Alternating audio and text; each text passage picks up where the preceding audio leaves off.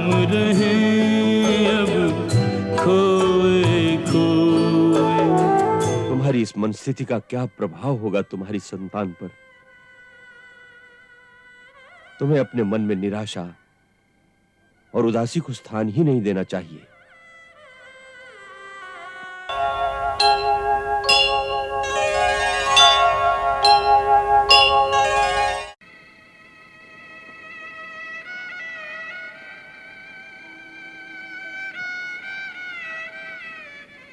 गुरुदेव ने कहा है कि वन देवी से व्यर्थ के प्रश्न नहीं करना, जब वो बात करे तो ही करना। और गौतमी माँ ने कहा है कि इन्हें कभी अकेला नहीं छोड़ना, हर समय इनकी सेवा में रहना। हाँ, नहीं तो क्रोध करके ये अपने लोक चली जाएंगी, हो सकता है। पर सत्यवती, इंद्रलोक से ऊपर कौन सा लोक होता है? क्यों?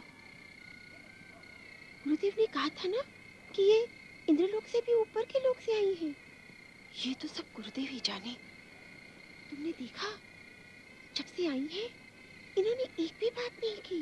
नहीं, एक बात की थी गौतमी माँ के साथ। हाँ, एक बात की थी। पर मनुष्य इतना चुप कैसे रह सकता है? एक दिन में केवल एक ही बात। यदि मैं इस प्रकार चुप रहूं तो मेरा तो पेट ही फट जाए। बस अब न बोल, जाग जाएंगे।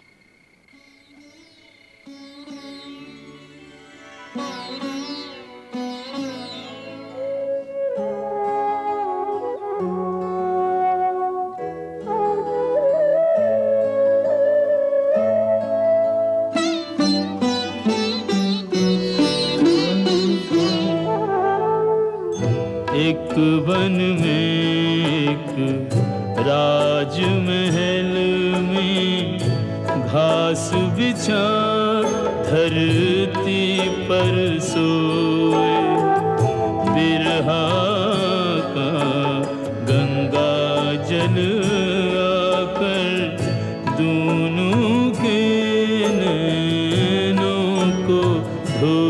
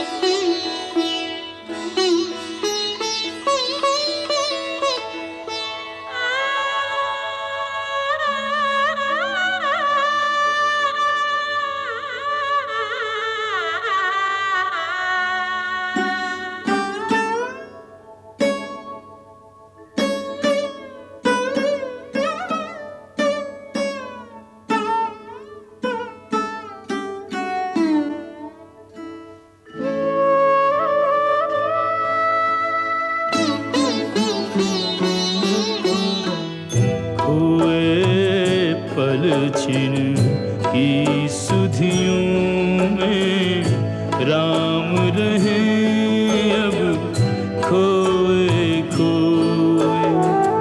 राज मुकुट सर पर अंतर में वैदेही का चित्र संजोए।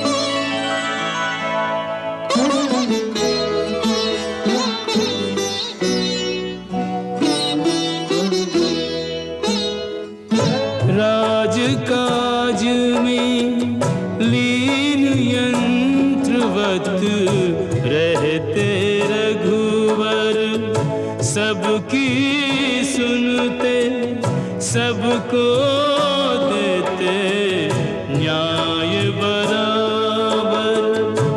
राम राज में कष्ट किसी को कुछ नहीं तिल भर, कोई न जाने बीत रही क्या राम के मन पर, जिसके आने की नहीं आशा, विरही मन उसका मुगजोए।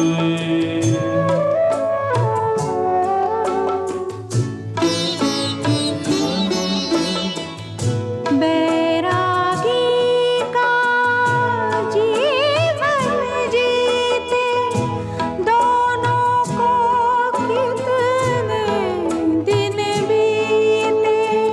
सीता जपती राम की माला, राम हृदय कहे सीते सीते। बिरहा के इस अतल सिंधु ने राम सिया के हृदय डुबोए। बिरहा के इस अतल सिंधु ने राम सिया के हृदय डुबोए। तीनों लोक हैं सहमे सहमे, अब क्या बीते अब क्या होए।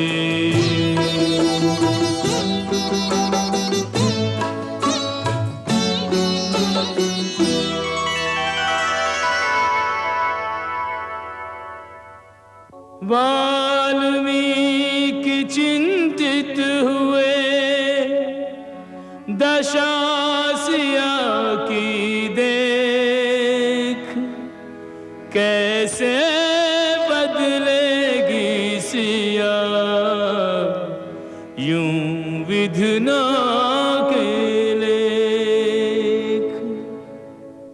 कर्तव्य प्रण संकल्प सबके सब यूं ही रह जाएंगे, इस भावना के वेग में त्यों लोक ही बह जाएंगे।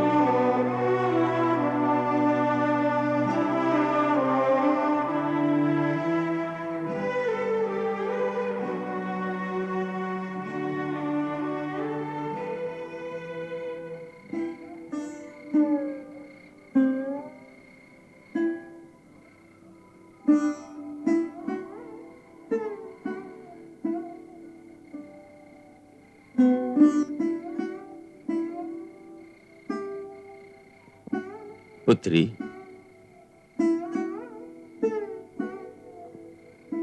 किस सोच में डूबी हो?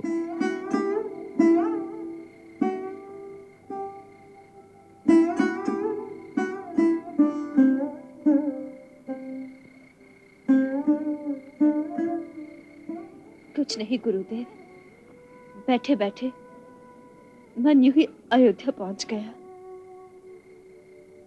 यदि मन से बार बार अयोध्या ही भागना था तो अयोध्या छोड़ी क्यों थी? मन है बार बार उनके श्री चरणों में चला जाता है। पुत्री, मन का तो स्वभाव ही यही है कि वो इधर से उधर भटकता रहे।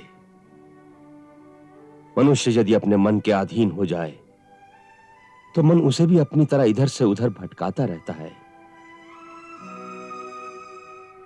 परंतु जिसने अपना कोई लक्ष्य निर्धारित कर लिया हो, उसके पास मन के पीछे बावला होकर इधर से उधर और उधर से इधर भटकने का समय ही कहां है। उसको तो केवल उसी एक मार्ग पर आगे जाना होता है जो उसे सीधा उसके लक्ष्य तक पहुंचा दे। पुत्री, तुम एक लक्ष्य लेकर चली हो। तुमने पूर्वजों के सामने जो शपथ ली थी उसे याद करो। तुमने कहा था, मैं मिथिला नरेश, राजा जनक की पुत्री सीता, अपने महान पति, अपने भगवान श्री राम के चरणों की शपथ लेकर वचन देती हूं कि आज के पश्चात मेरी छाया भी आपके पवित्र राजकुल पर नहीं रहेगी। मैं अपने नाम का भी त्याग करती हूं, जिससे यह कलंकित नाम किसी की जिह्वा पर ना आए। मैं रघुकुल की भावी संतान को अपने गर्भ में धारण करके जा रही हूं और वचन देती हूं कि इस संतान को इस योग्य बनाऊंगी कि वो आपके नाम और कीर्ति को और भी उज्जवल करे।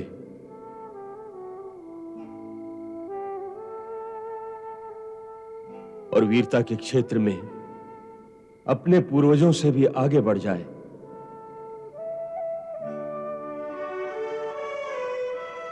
तुमने जिस संतान को उन पूर्वजों से भी बढ़कर प्रतापी और वीर बनाने का संकल्प लिया है, उस संतान पर क्या हर समय की उदासी या मन की भटकन के संस्कार डालना चाहती हो? तुम्हारी इस मन स्थिति का क्या प्रभाव होगा तुम्हारी संतान पर? तुम्हें अपने मन में निराशा और उदासी को स्थान ही नहीं देना चाहिए। तुम्हें एक कर्मवीर मां की भांति अपनी संतान के भविष्य, अपने कुल के भविष्य, अपने देश के भविष्य के बारे में आशावादी विचारों का एक ज्योतिर्मय वातावरण अपने चारों ओर फैला देना चाहिए, जो सारे जीवन को उज्जवल कर दे।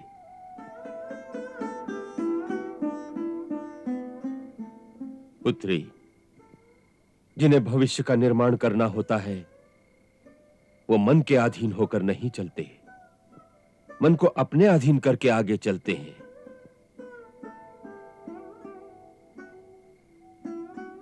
तो पुत्री, मन के अश्व पर लगाम डालकर उसे अपने लक्ष्य के रास्ते पर चलाओ।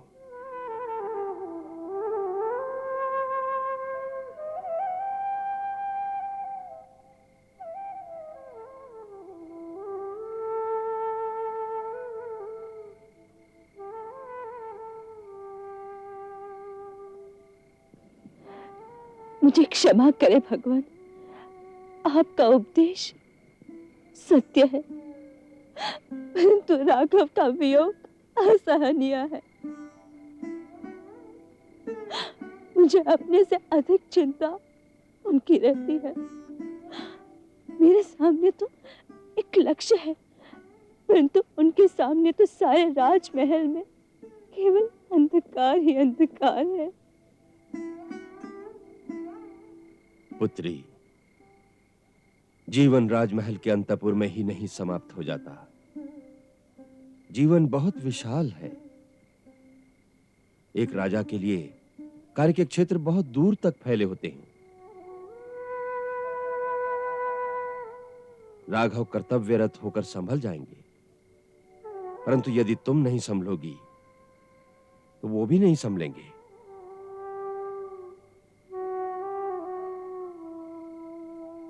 दो प्रेमियों के बीच उनके मन की तरंगें एक अदृश्य रूप में एक दूसरे तक पहुंचती रहती हैं। यदि तुम इसी प्रकार विरह और दुख की तरंगें भेजती रहोगी तो वो उन्हीं लहरों में डूबते रहेंगे।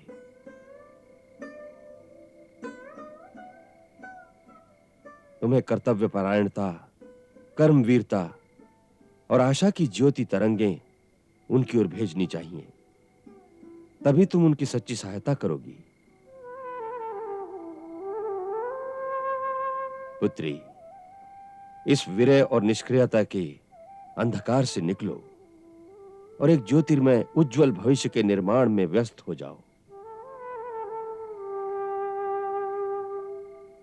यह मत भूलो कि एक महान बलिदान के पथ पर तुम बहुत बड़ा उत्तरदायित्व लेकर चली हो।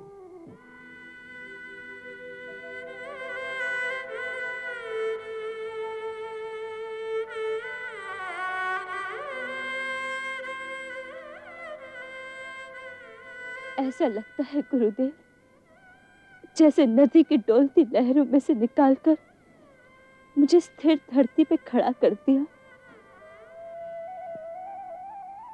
आपको शत शत प्रणाम।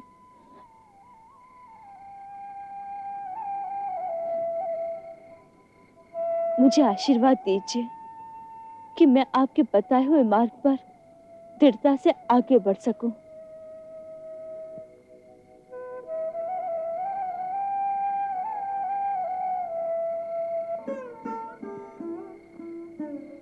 देवी भगवती की शक्ति तुम्हें प्राप्त हो।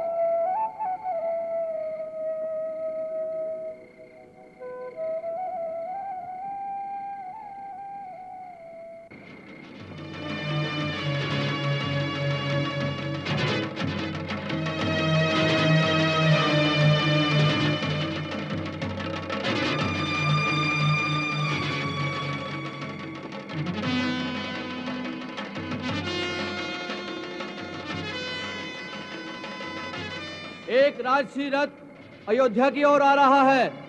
उसके पीछे सेना की एक टुकड़ी है। ध्वजा देखकर बताओ कि रथ किसका है।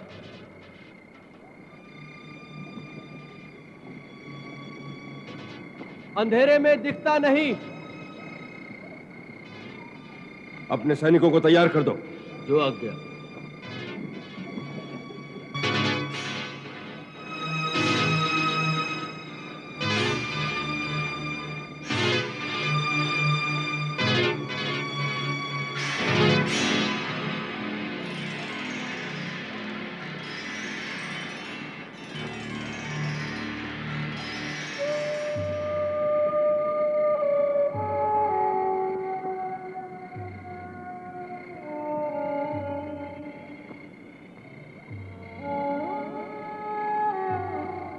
मिथिला नरेश महाराज, जनक का रथ अयोध्या के द्वार पर खड़ा है। महाराज स्वयं रथ में विराजमान है। द्वार खोल दिया जाए। द्वार खोल दिया जाए।